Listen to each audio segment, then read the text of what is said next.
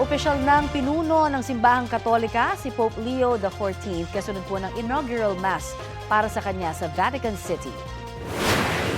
In questo nostro tempo vediamo ancora troppa discordia, troppe ferite causate dall'odio, dalla violenza, dai pregiudizi, dalla paura del diverso, da un paradigma economico che sfrutta le risorse della terra ed emargina i più poveri.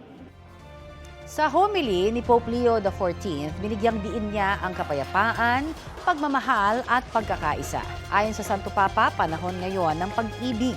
Tinanggap na rin niya ang pallium na telang ipinapatong sa mga balikat ng Santo Papa, pati ang fisherman's ring na iniabot sa kanya ni Luis Antonio Cardinal Tagle.